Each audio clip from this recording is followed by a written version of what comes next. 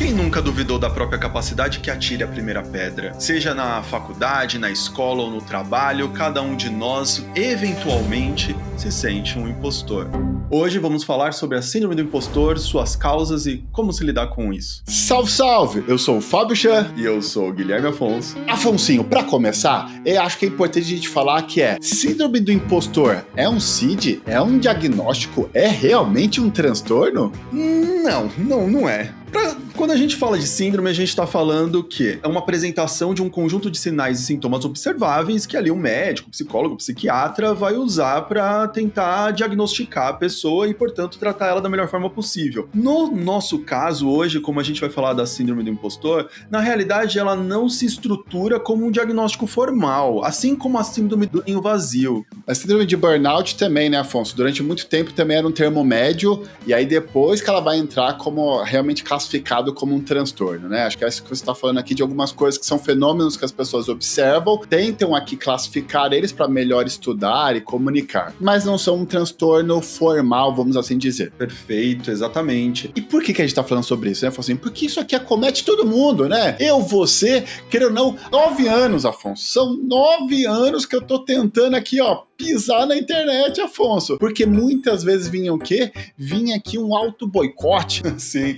Nossa, são anos tentando se expor, são anos tentando colocar em prática algo que para nós era relevante, que para nós era significativo. Verdade. E no fundo, a gente tinha um baita medo de se expor ao escrutínio, à avaliação do outro e ser entendido como um impostor ou uma fraude, né? Então vamos agora tentar explicar um pouquinho do que define, né, esses sinais e sintomas que você estava dizendo aqui. Será que define aqui alguém poder estar passando por esse momento da síndrome do impostor? O que a gente pode usar como uma definição é, de certa forma, uma desconfiança intensa e persistente da própria competência que começa a atrapalhar as situações de trabalho, as situações acadêmicas.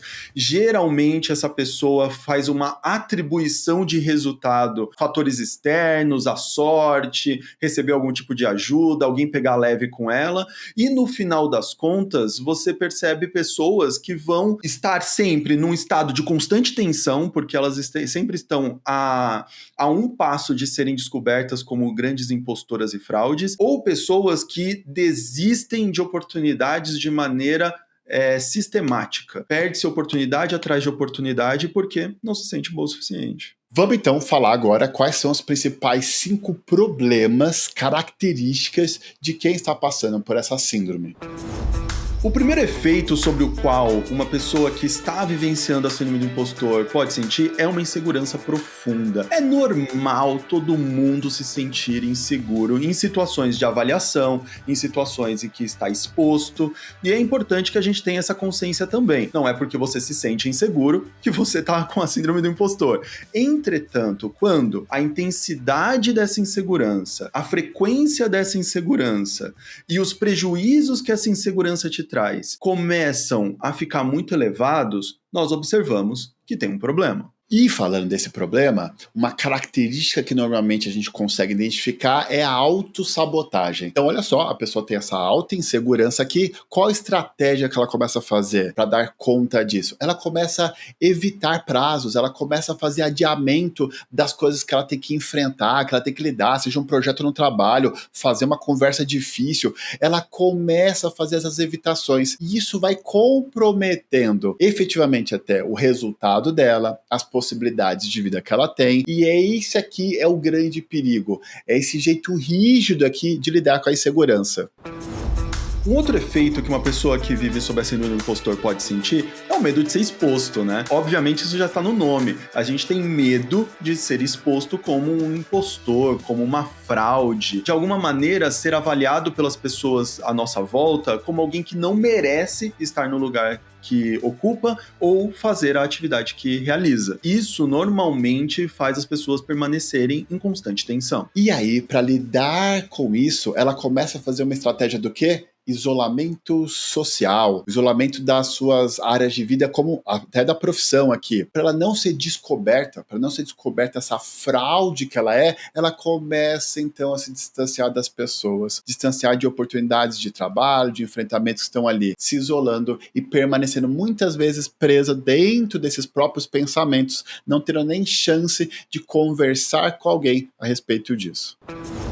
Próximo tópico que acaba sendo um efeito sobre o qual a pessoa que passa por essa dificuldade vivencia é a dificuldade de aceitar elogios, porque aqui rola uma espécie de dissonância cognitiva. É como se essa pessoa tivesse a certeza, ela tivesse uma noção de self, uma noção de eu, de que ela não é capaz, que ela não é boa no que ela tá fazendo, por exemplo, e as pessoas vão lá e elogiam o texto que ela fez, elogiam o relatório que ela fez, elogiam a fala que ela acabou tendo numa reunião. Ali rola uma espécie de dissonância cognitiva, quando a realidade percebida pela pessoa sobre si mesma não converge com aquilo que o mundo está dando de resposta para ela. E aqui ela fica com essa dificuldade de aceitar elogios. E aí, geralmente, qual é, de novo, essa estratégia, a reação que a pessoa tem a isso? Atribuir o seu sucesso a fatores externos. Se alguma coisa deu certo, o projeto deu certo, foi a sorte que me sorriu, por exemplo, foi alguém que pegou leve comigo e por isso que está acontecendo dessa maneira. Ou seja, ela vai minimizando as suas próprias conquistas aqui. E não só isso, quantas vezes a pessoa tem uma dificuldade de receber esses elogios? Olha, essa pessoa só pode estar maluca, doida, é ela que tá vendo errado essa competência dentro de mim. De novo, para reafirmar aqui essa dificuldade que ela tem de se valorizar. Falando em dificuldade de se valorizar, a gente chega em baixa autoestima, né? A pessoa tem uma noção de eu bastante prejudicada, geralmente, a respeito das suas competências, a respeito das suas capacidades, a respeito da sua autoeficácia, e que muitas vezes faz com que a pessoa enxergue a si mesma como incompetente ou impostora. E como que a gente lida com essa baixa autoestima? Muitas vezes é fazendo constantes comparações. Então, quantas vezes a pessoa fica se comparando com o meio, com as pessoas que estão ali, ou dentro das próprias redes sociais, para tentar se reassegurar aqui. E não só isso, ela fica constantemente buscando avaliar a si mesmo. O problema é que ela tem uma distorção no seu parâmetro. Então, quantas vezes ela vai se comparar com o outro, e às vezes os dois têm uma performance muito semelhante, mas essa comparação já é distorcida ou enviesada. E não só isso, quantas e quantas vezes nesse processo de comparação, de vez de eu escolher alguém que está na mesma trajetória do que mim, que teve as mesmas oportunidades que eu tive, não. Eu vou escolher alguém distorcido do contexto da onde eu vim, mas que teve uma performance muito melhor que a minha, que teve muito mais resultado do que o meu. Olha o perigo que existe aqui. Como eu vivenciei muito essa síndrome do impostor ao longo da vida, cara, eu já me comparei com tanta gente bem-sucedida enquanto eu era um reles estagiário que não tá escrito o quanto eu fiz esse tipo de comparação injusta e fiquei ali moendo carne com isso, né? Porque é muito dolorido quando a gente tem isso como hábito. Só que olha como é perigoso esses parâmetros, ainda mais com o advento aqui da internet, que a gente tem acesso aqui ao recorte de vida bem-sucedida e editada de um montão de gente nas redes sociais aqui, né? Ninguém fica fazendo post dos fracassos e dos tropeços da vida, não. É só vitória, só viagem bonita aqui. É só o filho que é mais educado e não sai meleca que eu fico vendo na rede social. E também não é como se a gente ficasse se comparando enquanto tá gravando com outros canais muito bem produzidos por uma equipe enorme com mais de 1 milhão de inscritos, né? O último item que a gente escolheu como os principais efeitos sobre os quais uma pessoa que vivencia síndrome do impostor acaba sendo submetida é a ansiedade e o estresse. Constantemente vivenciando uma situação de risco de ser pega, risco de ser descoberta, risco de que percebam que ela é uma fraude, que ela não é tão competente, risco de que algum erro seja descoberto no seu trabalho. Portanto, isso a mantém numa constante ansiedade e estresse. Cada um desses efeitos podem ser vivenciados por pessoas em geral, mas a ansiedade e o estresse que a gente está se referindo aqui, ela é constante, prejudicial e ela se desvia do que é uma experiência cotidiana ou normal. E aí, geralmente, as pessoas que estão nesse ciclo, o que elas costumam fazer como respostas?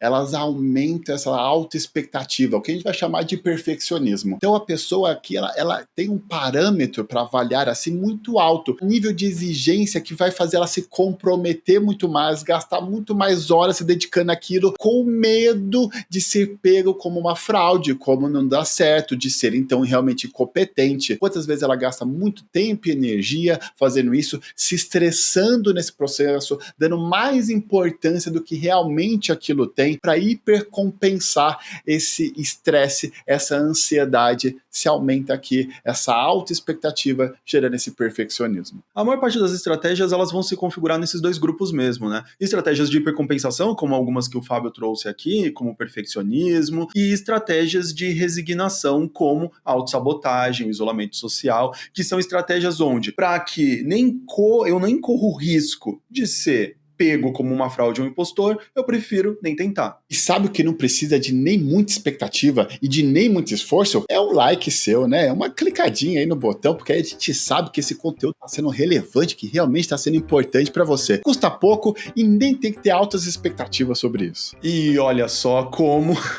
de alguma maneira, você nos ajuda a entender que estamos no caminho certo e que nós não somos uns baita impostores metidos a youtubers aqui. Muito bom. E antes da gente ir para a solução, eu acho que é importante a gente entender por que talvez essas características, esse conjunto de sinais e sintomas pode estar acontecendo contigo, já aconteceu com a gente. Perfeito.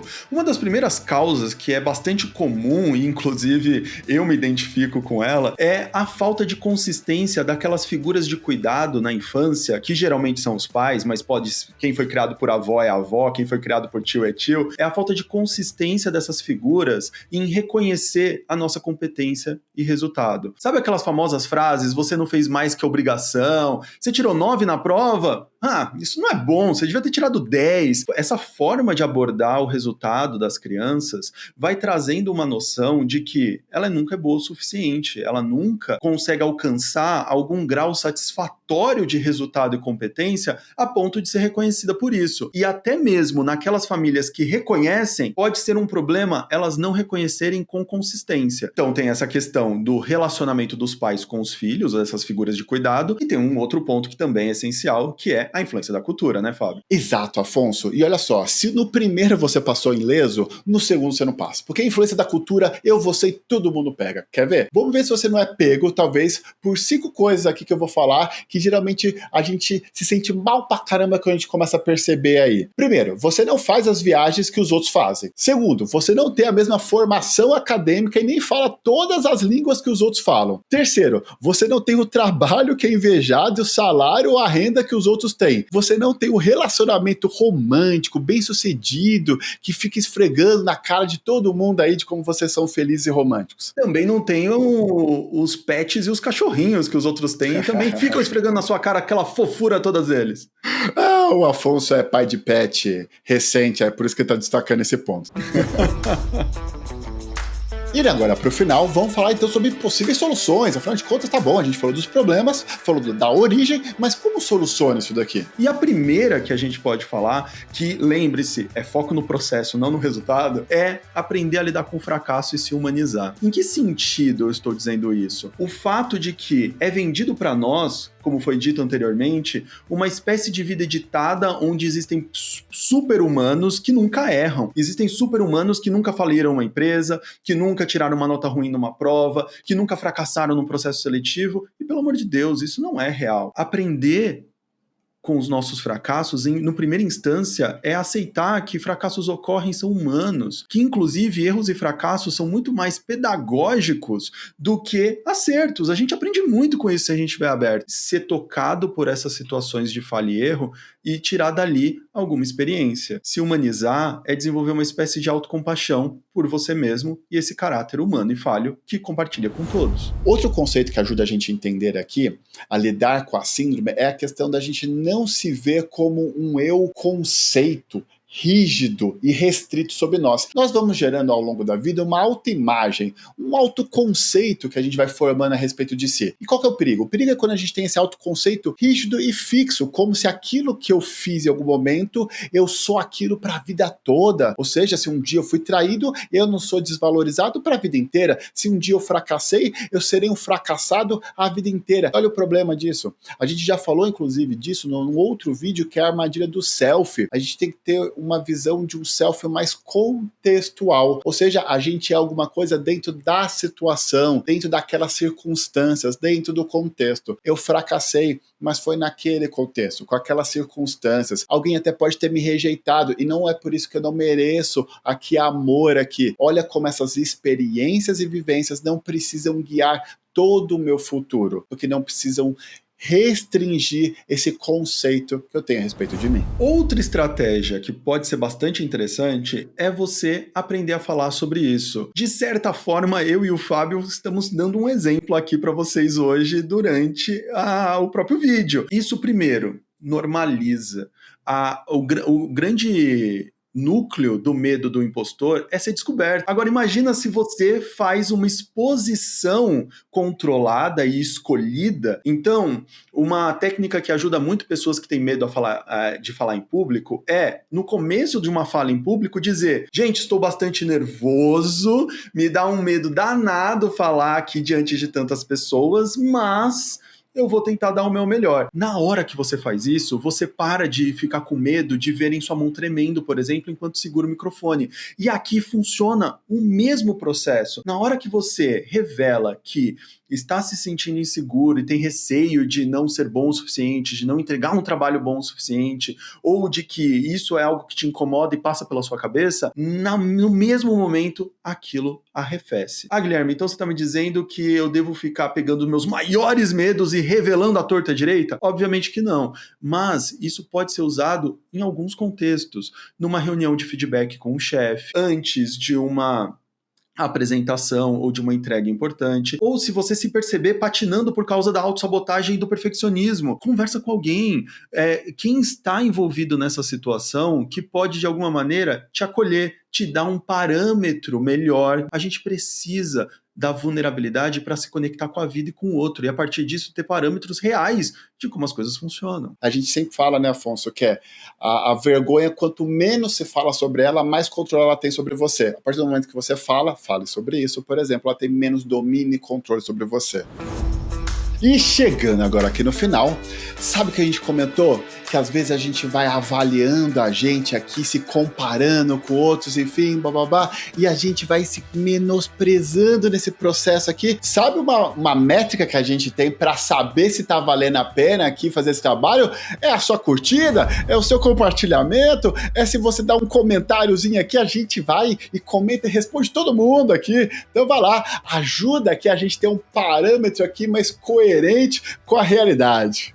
Perfeito. Vocês não sabem a trabalheira que dá fazer um vídeo como esse. Desde roteiro, edição, gravação, publicação, descrição, título. Realmente seria uma ótima métrica, um ótimo parâmetro de se está um bom trabalho e se vale a pena as curtidas e os comentários de vocês. Bom, chegamos então no final. Vamos se despedir, Afonso. Vamos se despedir. Tchau, tchau. Muito obrigado até aqui e ainda tem muito mais por vir. Tchau.